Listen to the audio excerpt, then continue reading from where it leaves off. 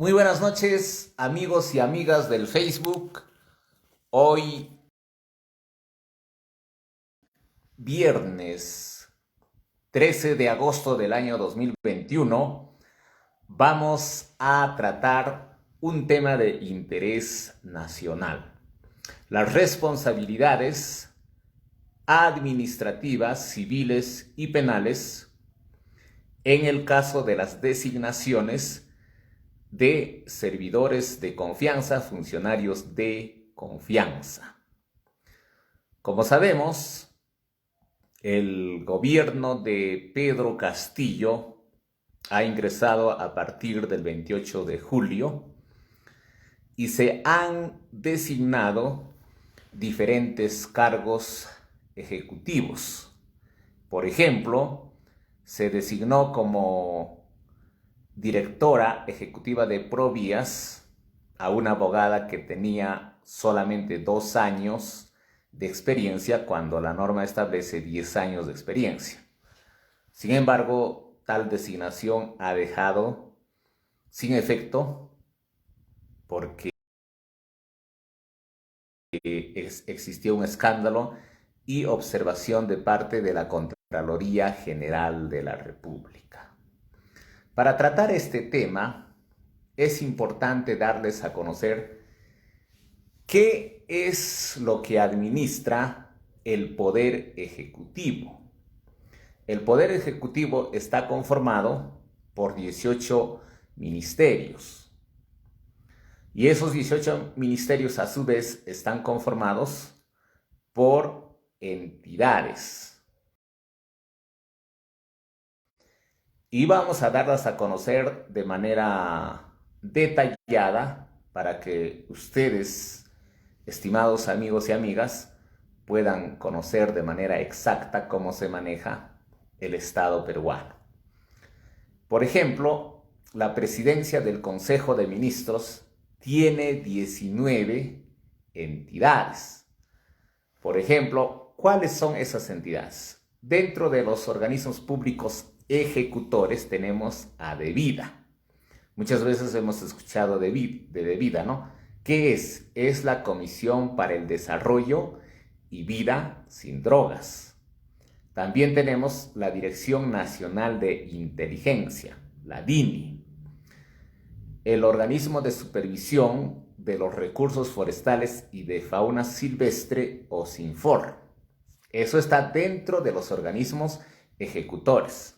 También tenemos organismos públicos especializados reguladores. ¿Cuáles son? OCIPTEL, OCINERMIN, OCITRAN y la SUNAS. ¿Qué hace OCIPTEL? Es el que supervisa que esté funcionando bien las telecomunicaciones. Por ejemplo, Entel, Movistar, Claro, no están dando una atención como corresponde a la población. ¿Quién interviene? Interviene OCIPTEL y puede imponer multas administrativas como consecuencia del incumplimiento de atención al usuario, por ejemplo, cuando le dan falsa expectativa, no cumplen, por ejemplo, con un plan, etc., ¿no? Tenemos OCINERMIN. ¿Qué es OCINERMIN? Es el organismo supervisor de la inversión en energía y minería.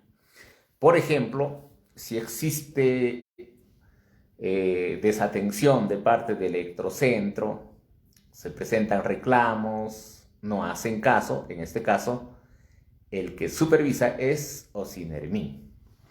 También tenemos a OCITRAN. ¿Qué es lo que hace OCITRAN?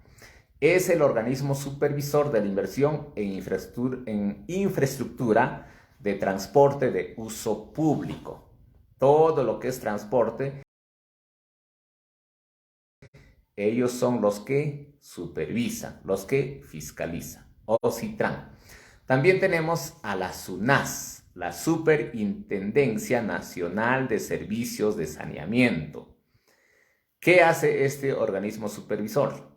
Controla que se dé un adecuado cumplimiento de todas las normas de saneamiento. Por ejemplo, tenemos SEDAM Huancayo, que administra el agua potable. Entonces, si no existe una buena atención de parte de SEDAM, esta atención es deficiente, quien interviene es la SUNAS.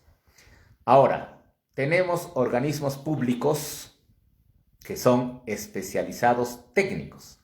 Por ejemplo, tenemos a la Autoridad Nacional del Servicio Civil, SERVIR. Ellos son la máxima autoridad en materia de recursos humanos.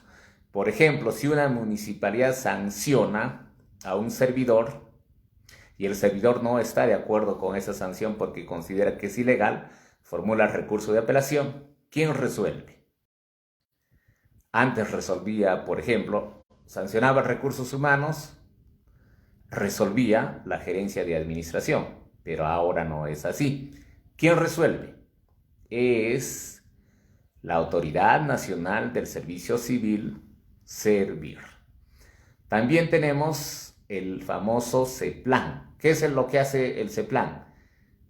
Es el que maneja todo el planeamiento estratégico a nivel nacional de todas las instituciones de los 3 niveles de gobierno, es decir, Poder Ejecutivo, gobiernos regionales y gobiernos locales. Tenemos CONCITEC, es el Centro Nacional de Ciencia, Tecnología e Innovación. Tenemos INDECOPI. Muchos hemos escuchado hablar de INDECOPI, por ejemplo, ellos resuelven las famosas barreras burocráticas y legales, declaran, ¿no? Por ejemplo, una municipalidad contempla en su TUPA una serie de procedimientos que no están en la norma, entonces el ciudadano afectado presenta su denuncia ante INDECOPI e INDECOPI lo que hace es declarar la barrera burocrática ilegal. Tenemos también el Instituto Nacional de Estadística e Informática, el INEI. Como órgano adscrito de la Presidencia del Consejo de Ministros, ¿qué tenemos? El Centro Nacional de Seguridad Digital. El proyecto especial, ¿qué tenemos? El proyecto especial Bicentenario de la Independencia del Perú. Unidades ejecutoras, Autoridad para la Reconstrucción con Cambios. La Comisión Nacional de Bienes Incautados. En la Comisión de Coordinación, ¿qué tenemos? La Comisión de Alto Nivel Anticorrupción, CAN. En empresas que están adscritas a la presidencia del Consejo de Ministros tenemos la Empresa Nacional de la Coca, ENACO, la Empresa Peruana de Servicios Editoriales, Editora Perú, la que maneja el diario oficial El Peruano, también está adscrita a la presidencia del Consejo de Ministros. Ahora, al Ministerio de Relaciones Exteriores también tiene una serie de entidades. ¿Cuántas entidades tiene el Ministerio de Relaciones Exteriores?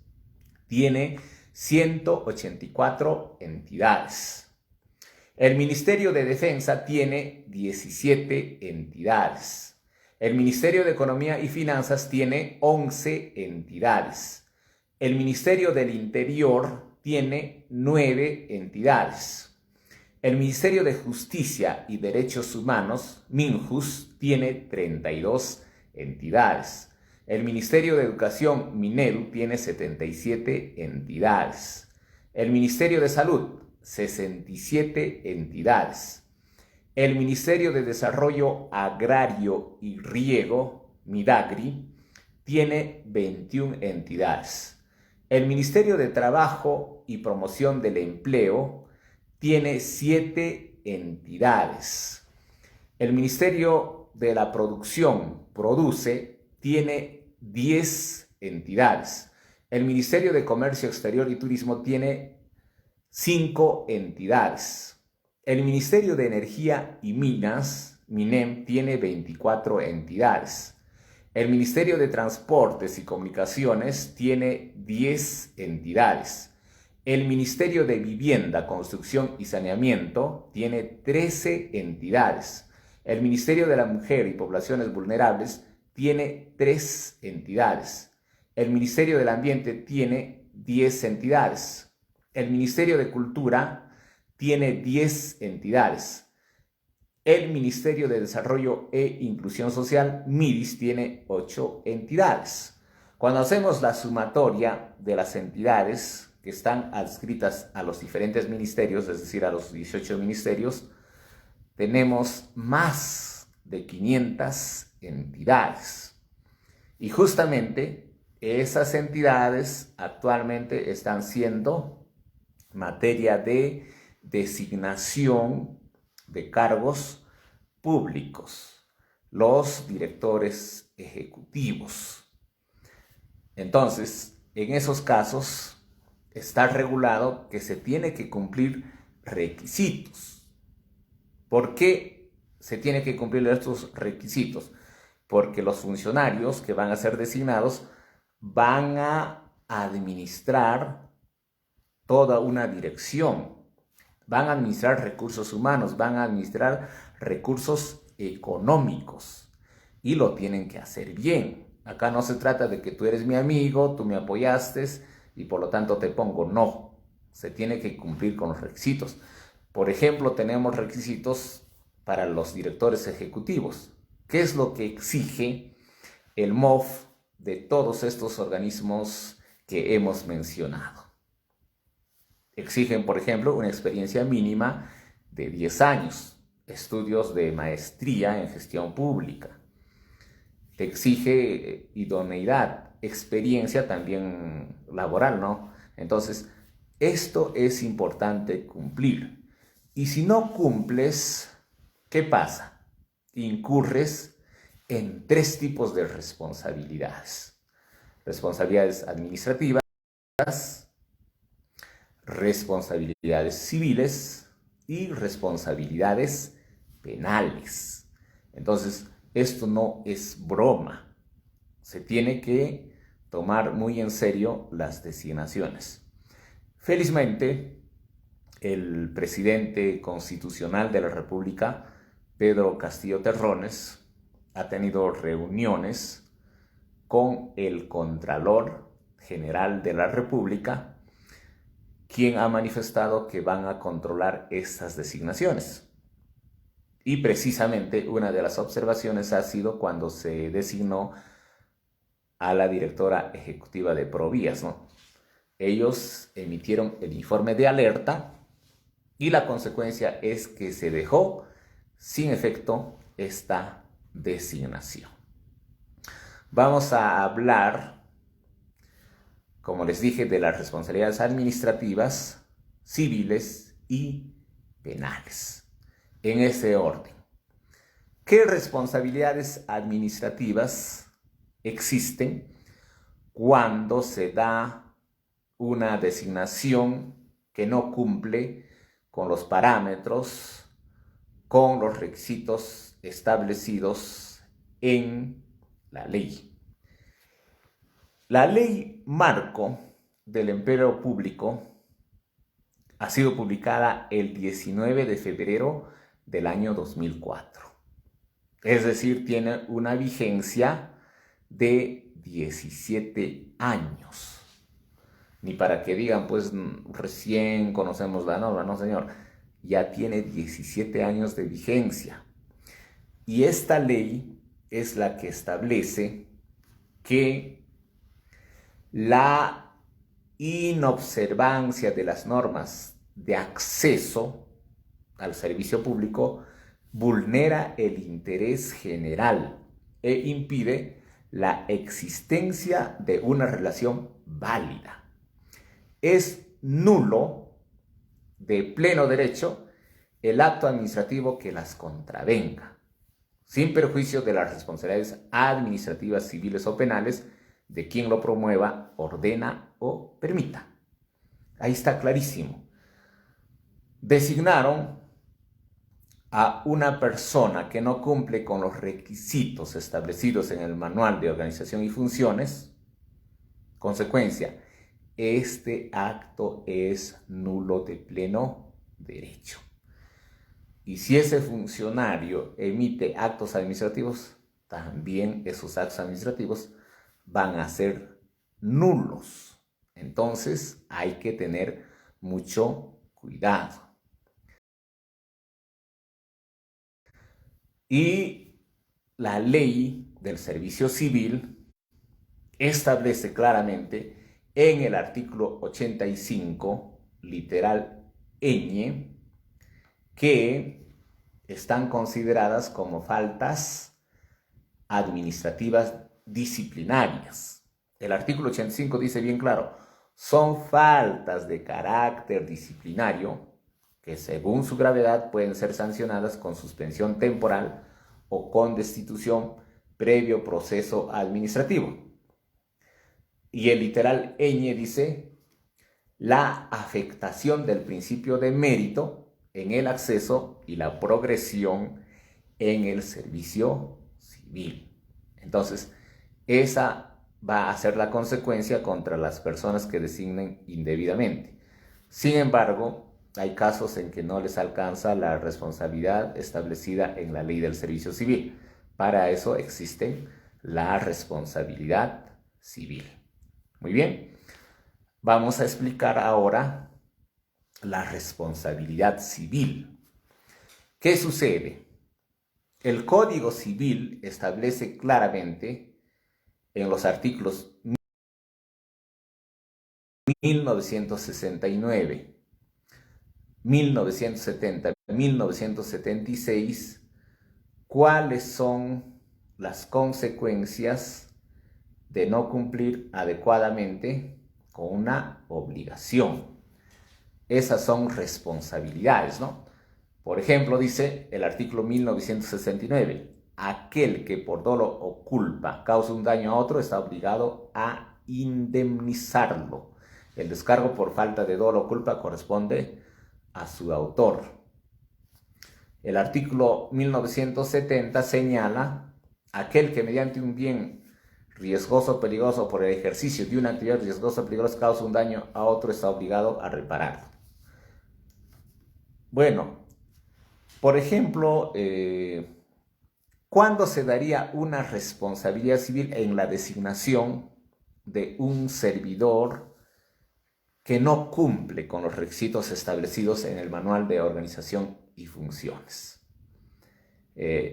Hablemos, por ejemplo, de una municipalidad. Sucede que encargan a un servidor nombrado como ejecutor coactivo, pero que no ingresó por concurso público. Entonces, él lleva adelante el procedimiento coactivo, realiza embargos de cuentas bancarias, embargo en forma de inscripción de propiedades, y bueno, pues ejecuta, ¿no?, la retención. Hace efectivo el pago de la deuda. En el caso del embargo en forma de inscripción, lo hace tasar y lo somete a remate público. Y demuestran que no cumple con el requisito. ¿Qué va a pasar? Ese procedimiento coactivo se cae.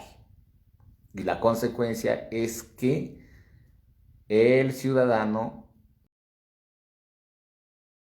que se ha visto perjudicado por esta decisión va a accionar civilmente una demanda de indemnización por daños y perjuicios.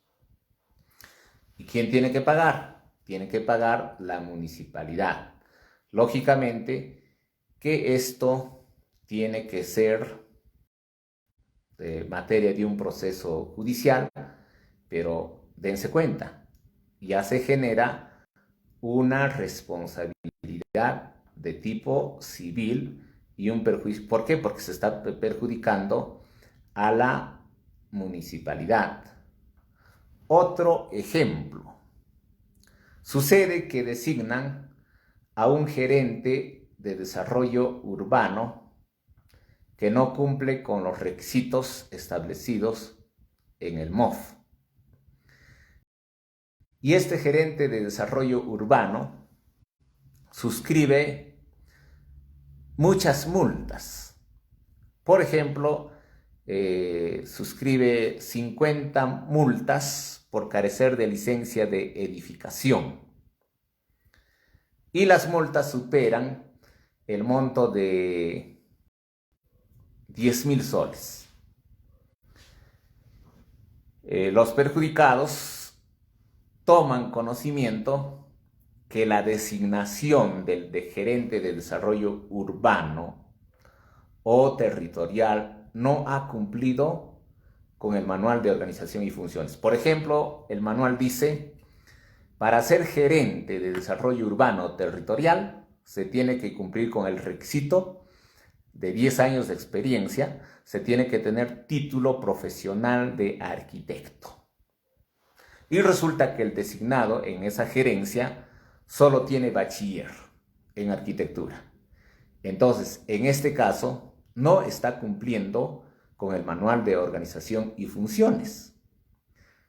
Y está infringiendo el artículo 3, numeral 1 de la ley 27.444, que dice, el artículo 3 del texto único ordenado de la ley 27.444 establece claramente: son requisitos de validez de los actos administrativos. 1. Competencia. Ser emitido por el órgano facultado en razón de la materia. Territorio, grado, tiempo o cuantía. Ahí no habría problema porque la gerencia de desarrollo urbano tiene esa competencia de emitir una multa por carecer de licencia de edificación. Pero acá viene el problema: a través de la autoridad regularmente nominada al momento del dictado del acto administrativo. Entonces, esa autoridad, es decir, gerente de desarrollo urbano, no ha sido designado regularmente porque no está cumpliendo con los requisitos establecidos en el MOF. Entonces, aquí habría una causal de nulidad. Y estoy hablando del ejemplo de 50 multas que pasan de los 10.000 soles por carecer de licencia de edificación. Entonces, los multados presentan sus recursos mediante los que piden la nulidad.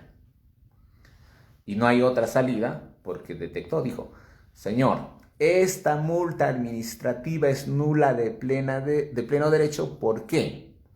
Porque ha sido suscrito por el señor bachiller en arquitectura que ha sido designado como gerente de desarrollo urbano, cuando debía ser suscrito por un profesional que tenga título en arquitectura. Por lo tanto, como no se ha dado una designación regular, quiebra el numeral 1 del artículo 3 del texto único ordenado de la ley 27.444.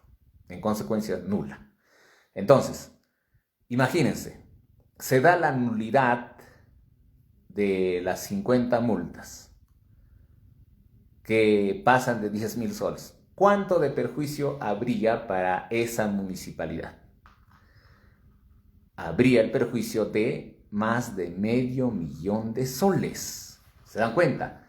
Más de $500,000 de soles. Entonces, esto indudablemente va a generar responsabilidad en el alcalde. ¿Por qué? Porque él es el que lo designó ilegalmente y entonces tendría que responder por esa designación. Y lógicamente también quien tendría que responder es el funcionario que aceptó ese cargo. En ese caso se da la responsabilidad civil. Muy bien. Ya hemos explicado la responsabilidad administrativa, hemos explicado la responsabilidad civil.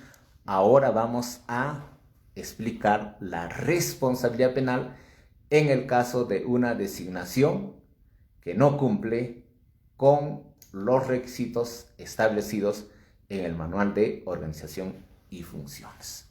¿Qué dice el artículo 381 del Código Penal?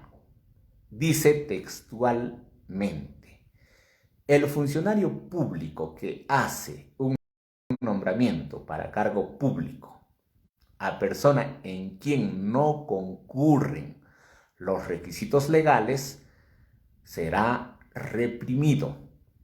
El que acepte el cargo sin contar con los requisitos legales será reprimido con la misma pena. Es decir, el que designa comete delito.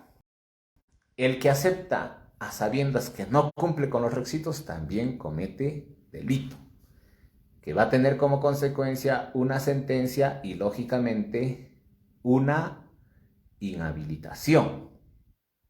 Al respecto, es bueno dar a conocer las casaciones que han emitido la Corte Suprema de la República. Por ejemplo, tenemos la casación 1712 del año 2019, Lambayeque, que dice que el nombramiento o aceptación ilegal de cargo considera que es irrelevante que el cargo sea temporal o definitivo. ¿Esto qué quiere decir? Una persona es designada y no cumple los requisitos. Esta casación está diciendo: señor, ya lo has designado. No me interesa que lo hayas designado un día, 2 días, 3 días. El asunto es que ya cometiste el delito. ¿Por qué? Porque lo designaste, él te aceptó.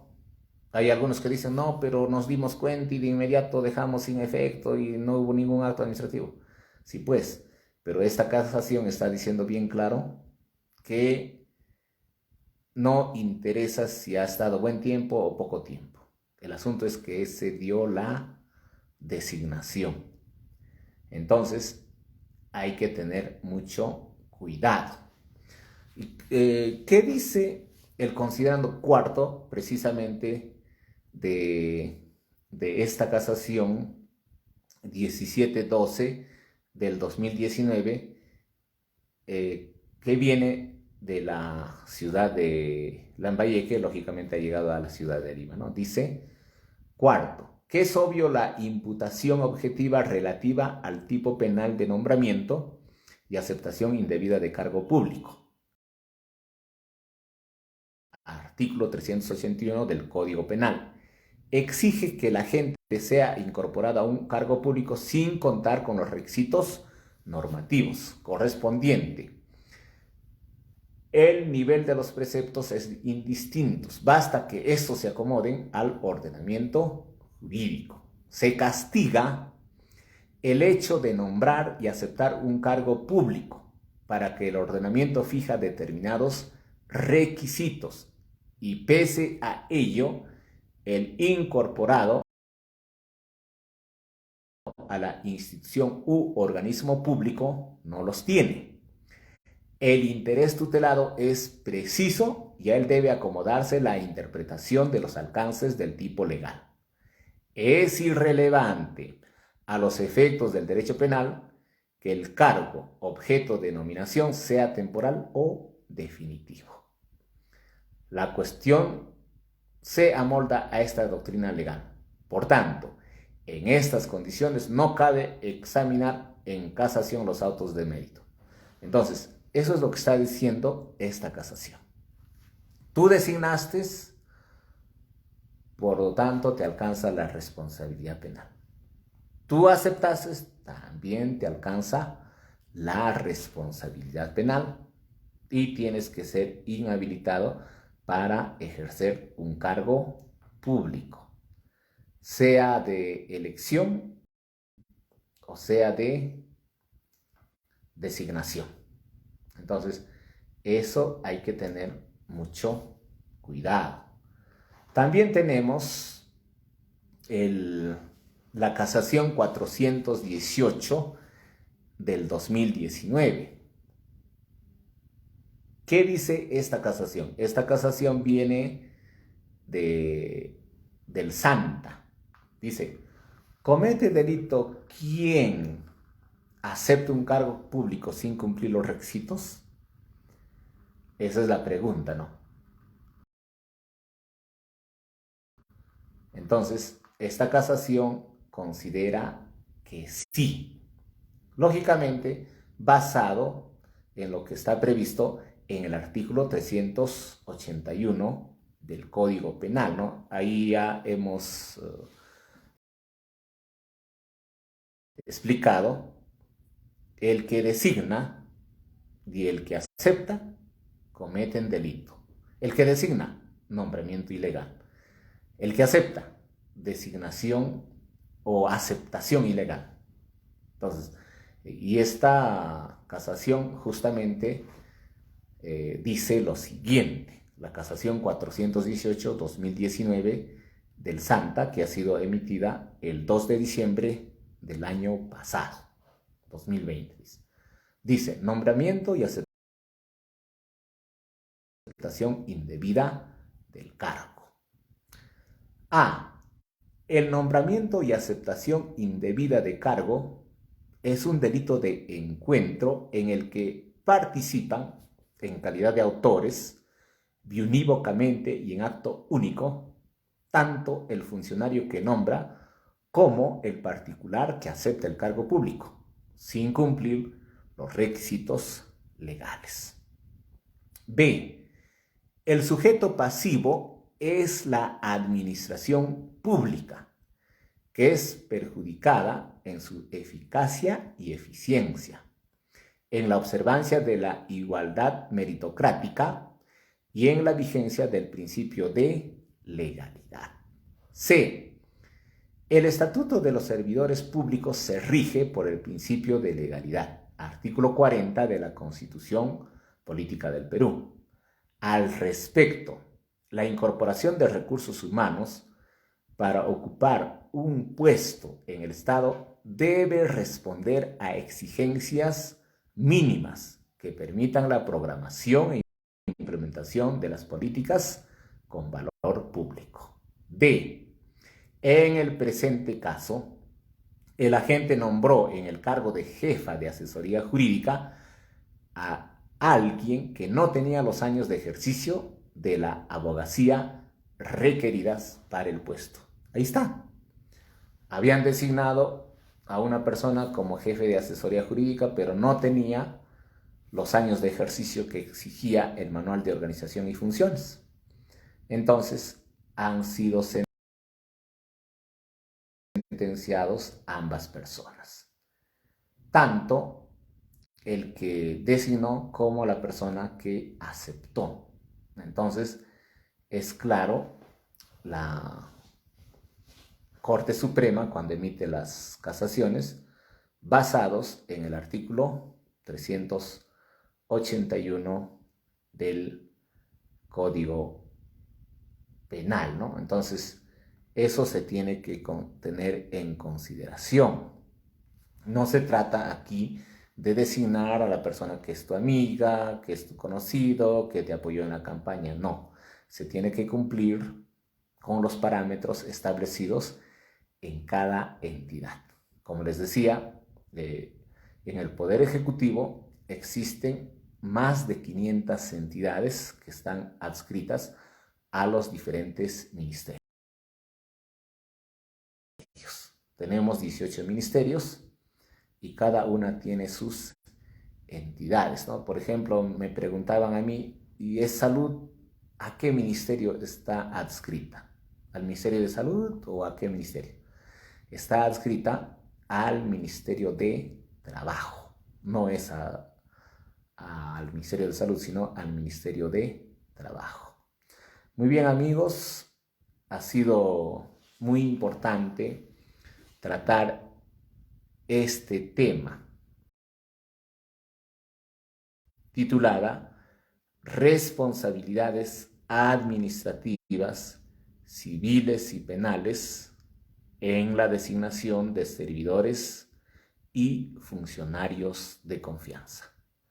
Como les dije, cuando se designa sin que cumpla los requisitos una persona, van a existir estos tres tipos de responsabilidades.